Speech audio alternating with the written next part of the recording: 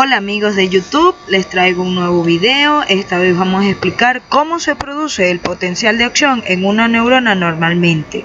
Un saludo a mis estudiantes del curso de biología año 2018-2019, aspirantes a la carrera de medicina por la Universidad de los Andes. Este video, muchachos, es para ustedes. Entonces, ¿cómo se produce realmente un potencial de acción? En primer lugar, nosotros tenemos que recordar que existen dos tipos de canales a nivel de la membrana plasmática de la neurona. Hay canales iónicos, es decir, que permiten la entrada y la salida de iones, que son dependientes de voltaje, y canales iónicos que son dependientes de ligando. Dependientes de voltaje quiere decir que una vez que se modifica el voltaje de la membrana, ese canal se abre o se cierra dependiendo de la señal. Y los dependientes de ligando quiere decir que una vez que se une el neurotransmisor, ese neurotransmisor es un estímulo para que esos canales se abran, ¿ok? Entonces vemos aquí un conducto que es dependiente de voltaje y simplemente lo que requiere es que se modifique el voltaje para que él se abra y luego se vuelva a modificar el voltaje para que él se cierre. Ellos están predeterminados, es decir, tienen un voltaje. Cuando la membrana llega a cierto voltaje, ellos se abren. Cuando la membrana llega a cierto voltaje, ellos se cierran. Están principalmente en el segmento inicial del axón y permiten un rápido potencial de acción. Ellos son muy abundantes, los conductos dependientes de voltaje son muy abundantes en las membranas celulares. Y tenemos los conductos que son dependientes de ligando, que como lo vemos en la imagen, fíjense que en la imagen simplemente se une el neurotransmisor y estimula el conducto para que ese conducto se abra. Algo importante es saber que ellos son insensibles al voltaje, no dependen del voltaje, dependen del ligando y tienen una abertura muy breve, ¿ok? ¿Qué es lo que pasa? Que los conductos dependientes del ligando son los primeros que se estimulan. Se estimula, abren brevemente, ¿verdad? Cambian el voltaje y ese cambio de voltaje permite que se abran ahora los dependientes de voltaje, que son los que son más abundantes y van a permitir una entrada, por ejemplo, masiva. Una vez que nosotros sabemos esto, entonces tenemos que hablar del potencial de acción como tal. Pero para hablar de potencial de acción, nosotros tenemos que hablar de potencial de membrana en reposo, que en la neurona generalmente está a menos 70 milivoltios. ¿Y qué es un potencial de membrana en reposo? No es más que el equilibrio que hay entre cargas en una célula que está totalmente polarizada, es decir, el interior de la célula es totalmente negativo, mientras el exterior de la célula es positivo, de manera tal que allí entendemos entonces que la célula en un estado de reposo está totalmente polarizada, tiene dos polos, internamente negativo y externamente positivo. Esas cargas, ese equilibrio entre ambas y la diferencia entre ambas me da un potencial de membrana en reposo para la neurona que se va a ubicar en menos 70 milivoltios. Ahora, ¿quién está encargado de dar esa positividad al exterior de la célula? Es principalmente el catión por excelencia en el espacio extracelular, que es el sodio. Todos sabemos que el sodio extracelularmente es más abundante que intracelular, ¿ok? ¿Y quién entonces es el encargado de darme las cargas negativas en el interior de la célula? Todos sabemos que así como el sodio es el catión por excelencia del medio extracelular, el potasio es el catión por excelencia del espacio intracelular. Pero entonces la pregunta sería, ¿quién es el encargado de darme esas cargas negativas al interior de la célula? Si estoy diciendo que el potasio es más abundante en el interior, pero el potasio es un catión, es un ion de carga positiva. Entonces las cargas negativas en el interior a pesar de que el potasio es abundante en el interior de la célula, van a ganar las cargas negativas dadas por las proteínas principalmente, además que tenemos cloro, que también es un ion de carga negativa en el interior de la célula. De manera que esas dos situaciones pues van a predisponer que a pesar de que el potasio es abundante en el interior de la célula, ese interior celular sigue siendo negativo porque son más las proteínas, porque es aunado a las proteínas pues se encuentra el cloro y algunos otros aniones que están en el interior y netamente hacen que el interior de la célula sea negativo. Una vez que nosotros conocemos esto, ya sabemos que el medio extracelular es positivo y el medio intracelular es negativo, y eso me genera un potencial de membrana en reposo menos 70 milivoltios. Entonces comenzamos a ver, aquí lo esquematizamos, que el sodio es más extracelular y el potasio es más intracelular. Hablamos de estos dos porque el movimiento de estos dos iones son los que me van a generar a mí un potencial de acción. Entonces viene el estímulo de la célula. El estímulo de la célula es un neurotransmisor y eso permite que se abran los canales dependientes del ligando, y como son canales que se abren momentáneamente, brevemente, ellos permiten una entrada muy pequeña de sodio. Y eso, es decir, estamos hablando de canales de sodio que son dependientes del ligando. Entonces volvemos a repetir, viene el estímulo y se abren brevemente los canales de sodio y entra una pequeña cantidad de sodio al interior de la célula. ¿Qué pasa? Que a pesar de que está entrando una pequeña cantidad de sodio, está entrando un catión con el que no estaba contando el interior de la célula, que es negativo. De manera tal que esa negatividad nosotros la comenzamos a convertir en algo que sea mucho más positivo, porque están entrando cargas positivas y ese menos 70 se va a hacer ahora más positivo con esa pequeña entrada. La función de esos canales de sodio dependientes del ligando es hacer que el voltaje de esa membrana llegue al umbral, que generalmente se ubica en menos 55 milivoltios. Si el estímulo no es suficiente, aquí entra lo que se conoce como la ley del todo o nada. Si el estímulo no es suficiente y, por ejemplo, el menos 70 milivoltios se hace positivo hasta menos 60 milivoltios y no es el umbral, listo, hasta ahí llega, no se da un potencial de acción. El potencial de acción cumple con la ley del todo o nada. O se da un estímulo suficiente que permita que el potencial llegue al umbral, o simplemente no se va a dar el potencial de acción. Ahora, hay algo más allá con ese umbral.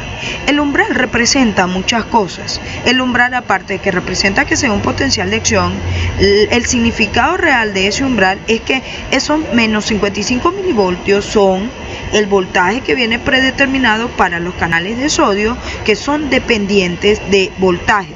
¿Qué quiere decir esto? Que esos canales ya vienen predeterminados para abrirse en el momento en que el voltaje de esa célula llega a menos 55 milivoltios.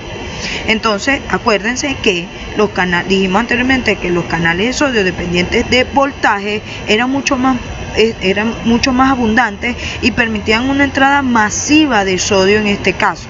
De manera tal que cuando llegamos a menos 55 milivoltios, los canales de sodio dependientes de voltaje se van a abrir y van a permitir una entrada masiva de sodio al interior de la célula.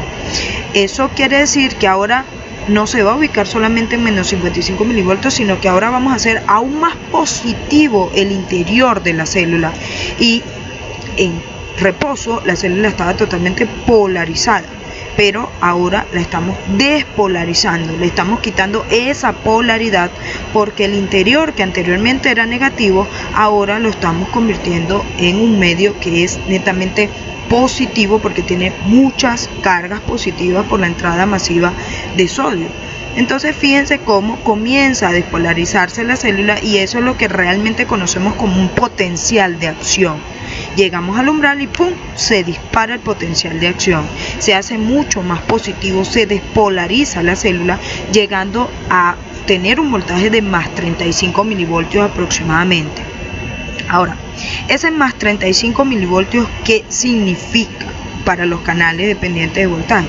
Significa que así como permite ese más 35 milivoltios, ya es una señal para que el canal de sodio dependiente de voltaje se cierre. porque no puede haber entrada sin parar de sodio, o sea, tiene que tener un retrocontrol, y ese retrocontrol es que simplemente cuando llega a cierto voltaje, él también se cierra, está predeterminado para eso también. En este caso a más 35 milivoltios, llegó a más 35 milivoltios y el canal de sodio se cerró, pero así como el más 35 milivoltios es una señal para que el canal de sodio se cierre, también es una señal para que otros canales dependientes de voltaje se abran, porque, ok, ya despolarizamos la célula, pero esto tiene que volver a la normalidad, y para volver a la normalidad tenemos muchas cargas positivas en el interior, entonces tenemos que sacar esas cargas positivas para volver a ser el medio negativo. Ahora, no podemos sacar sodio porque el sodio, a pesar de que haya entrado en cantidades masivas, no supera la cantidad de sodio que hay en el medio extracelular, de manera tal que no podemos ir contra un gradiente de concentración, porque para eso necesitamos un transporte activo. Entonces la célula busca un mecanismo, y el mecanismo de la célula es que se cierran los canales de sodio, pero con ese más 35 milivoltios, al mismo tiempo que se cierran los de sodio, se abren los canales de potasio dependientes de voltaje, y comienza a salir sodio de la célula al espacio extracelular. Y eso hace que en el momento que salgan esas cargas positivas, el medio se vuelva a comenzar a ser negativo. ¿Okay? Fíjense, salen las cargas de potasio y comienza a repolarizar, comenzamos a llevarlo otra vez a su estado polar de esa célula, ¿okay? Comenzamos a repolarizar la célula porque sacamos las cargas positivas que me estaban sobrando y hacemos que el medio sea otra vez negativo. Ahora, aquí existe un problema, y es que fíjense que la repolarización no queda en el menos 70 milivoltios, que es el potencial de membrana en reposo de una célula, sino que se va más allá, se vuelve mucho más negativa. Eso tiene una razón de ser también, y la razón de ser es que los canales de potasio se cierran, pero al llegar a menos 70 milivoltios se cierran, pero el problema es que estos canales se cierran de forma mucho más lenta, y mientras ellos se van cerrando, terminan de cerrarse, sigue saliendo potasio, siguen saliendo cargas positivas. Entonces ahora la volvemos más negativa de lo que era en un principio. Entonces ya no se va a ubicar en menos 70 milivoltios, sino que va a llegar, por ejemplo, a menos 90 milivoltios dependiendo de la salida del potasio. Y allí se nos presenta un problema, pues porque la volvemos más negativa de lo que deberíamos volverla. Entonces eso lo tenemos que solucionar. Voy a mencionar algo antes de hablar de la solución de esta situación. Es que existe algo que se llama periodo refractario. ¿Qué es el periodo refractario de la célula? El periodo refractario, hay periodo refractario absoluto y está el relativo. El absoluto es que yo estimulo la célula, y por más que yo estimule la célula, ella nos va a volver a dar un potencial de acción mientras esté en su repolarización. Pero en el momento que ella, por ejemplo, pasa aquí el umbral, que era menos 50, y va haciéndose más negativa, entra en un periodo refractario relativo.